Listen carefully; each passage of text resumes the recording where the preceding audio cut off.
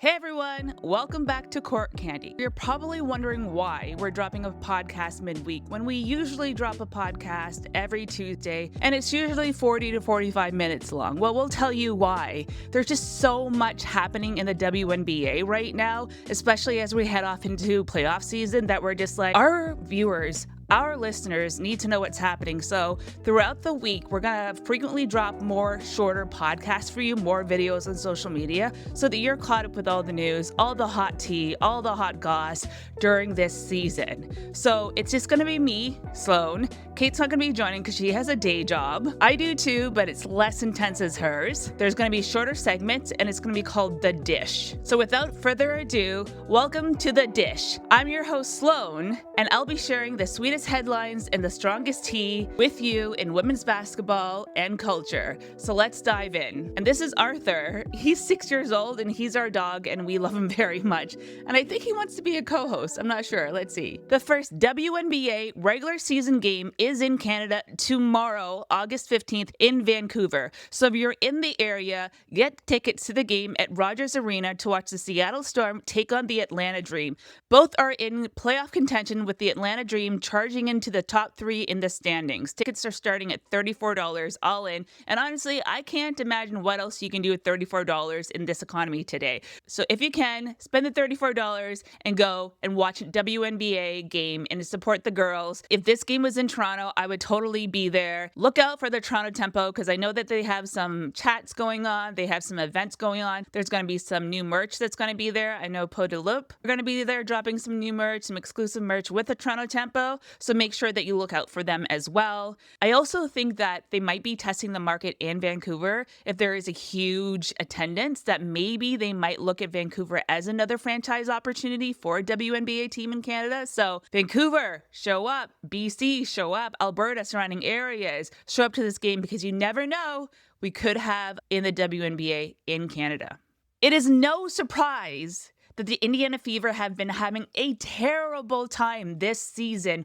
Caitlin Clark, Erin McDonald, Sydney Colson, all out with injuries, and what they have in common? They're all guards. So great news coming in from headquarters is that they have signed a new guard, Kira Lambert, to a 7-day hardship contract. Lambert is an interesting choice as she has spent her entirety of her professional career playing overseas in Europe, most recently playing with the Olympiacos, where she won the Greek A1 League. During this season, she averaged 15.4 points per game while shooting 42.1% from beyond the arc with 6.3 assists, and she was named Eurocup's Guard of the Year. Honestly, I don't care where she's coming from. She has amazing numbers. The Fever need all the help that they can get right now if they want to stay within playoff run and have a really good chance at getting the championship. McDonald and Colson are not coming back with a broken bone in the foot as well as an ACL tear, and we have no idea when Caitlin Clark is coming back or if she is coming back at all. Every time that they get asked, they just say TBD. We have no idea what's going on, which is, in my opinion, quite suspicious. You kind of know what is going to happen with an injury. The doctors can give you an estimate. The player can tell you, you know what, I'm not really feeling that great. I don't expect to be coming back, but she has been practicing with the team. Maybe she's going to come back for the playoffs and help them get that championship, or at least try to get the championship. The Aces are on a demolition path. And every time I think about this, I think of Uma Thurman coming back in her yellow jumpsuit with her Onitsuka Tiger yellow sneakers with a sword, and she's just killing everybody in her way. And that's how I envision the Las Vegas Aces, to be honest with you. I had my doubts because they were tanking it, but right now they are unbeatable. Last night, the Aces beat the Liberty 83-77 for the 5th straight win. It was also the Aces' first regular season win against the Liberty since August 17th, 2023. That was so long ago, literally over 2 years ago. Wilson had 17 points, 16 rebounds, and her 15th double-double of the season. Jackie Young added 15 points, Gray had 13 points, and Lloyd, in a surprise turn of events, came back off the bench with 21 points, which is insane because she's averaging around 3 points per game. So I really hope that the Aces continue to do very well because I believe right now they're the 5th or 6th team right now in the overall standings in the WNBA. Kudos to the Las Vegas Aces. And I'll take this moment as a Canadian to really reflect on this. And I really, really want to apologize to the Aces for saying that they were a bad team. At first, I was like, they're really doing bad. But then we got halfway through the season and that 53-point loss. And I hardly ever remember numbers, but I really remember that 53 because it was just so.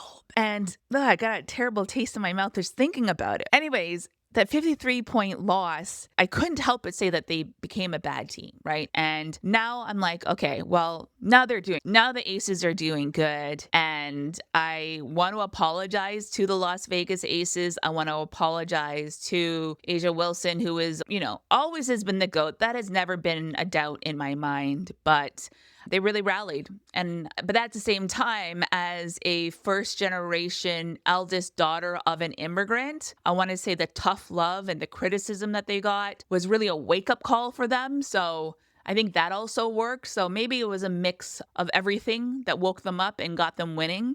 Either way, I really hope that they continue to dominate and maybe have a chance at that championship, that they can strip that title from the Liberty. So we'll see. Let's go.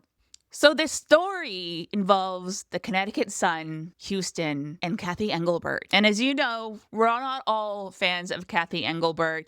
I personally think that she's dropping the ball on the massive, insane growth of the WNBA and how the CBA negotiations are going with the players. But I will always be team players. But let me tell you a story of how things are being handled with the sale of the Connecticut Sun. So we reported earlier that the minority stakeholder, who is Steve Pagliuca, you'll know that I butcher names and I'm going to apologize ahead, but he was going to buy the Connecticut Sun for $325 million and possibly move the team to Boston in 2026. So this doesn't seem to be the case any longer because Cathy Englebert did not present this sale or the opportunity for the sale to the board of the WNBA. And my response when I heard this was, oh, Cathy. Because there's nothing else that you can say other than, oh, Cathy. There's no reason in, just kicking your feet or being angry. It's just really an oh, Cathy.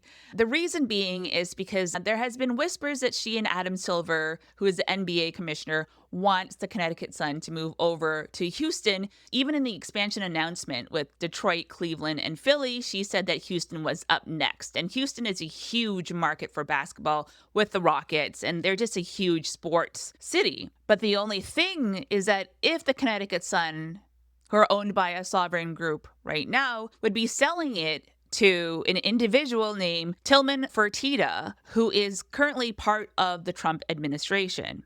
So he's also the Houston Rockets owner. So right now, that is what's happening. There's a pause on the sale of the Connecticut Sun to Boston because the WNBA, Cathy Englebert, as well as NBA's Adam Silver, want to move the franchise over to the Houston market. So Houston was also already a home for a WNBA franchise. From 1997 to 2008, they had the Houston Comet. The team won 4 straight WNBA championships from 1997 to 2000, but were disbanded in 2008 when the owner, Hilton Koch, put the team up for sale, and unfortunately, no investor stepped up at that time. And you can see since then to now that a WNBA is so popular that people are willing to spend $325 million for them. So this has been an interesting saga. I honestly have no idea where this is going to go. I thought that the Sun going to Boston was a really great thing because they would have the money, the resources being tied to the Boston Celtics. They would get the practice facility, which was going to be $100 million, the resources, everything that they needed to really build that team up because they are currently in build mode. But, at the same time, Boston is known for being a racist city. And, players of color have had terrible instances or run-ins with fans. Even with Sanaya Rivers, when they played the Fever in Boston, had a run-in with a fan. I'm not quite sure what was officially said between the fan and her, but that fan was ejected. You can only imagine what was said, but it would protect them. But at the same time, do we want the new owner of the Connecticut Sun to be on Team Trump? So there's that. Let me know what you think. So the Connecticut Sun and the Chicago Sky had a very exciting game last night. Not only did Sanaya Rivers had an amazing monster block over Camila Cardoso, who is 6'7", Sanaya Rivers being 6'1", but a fight broke out in the second quarter after Rebecca Allen and Bria Hartley got into it under the basket while fighting for a rebound. No one got the rebound, but shit went down, and this is what happened. Hartley threw Allen down to the ground. Allen tried to grab Hartley's jersey to pull her down because she's like, if I'm going down, you're coming down with me. But she missed. So then Hartley then stood over her, appearing to taunt her. Then out of nowhere, Atkins jumps in and shoved Hartley. She was livid and had to be held back, and then they all got ejected by the refs. I don't think violence is the right answer, but if things are going to go down, you want Ariel Atkins on your side, is what I'm saying. But I think in this instance, the refs had it right. They ejected all three players, everyone who was involved. But what I want to ask is, where were the refs and where was this call when things went down between Caitlin Clark, JC Sheldon, and Sophie Cunningham and Marina Mabry during the famous eye poke situation, right? No one got ejected then. Just a couple of fouls and that was it. Some free throws. So what's the difference between that game and that instance and this instance? Let me know your thoughts. And that's it. So if you haven't already, please subscribe. It's at Court Candy Pod across all social media channels and let us know what you think. And we'll see you next time. Thanks for tuning. We really appreciate it. Bye.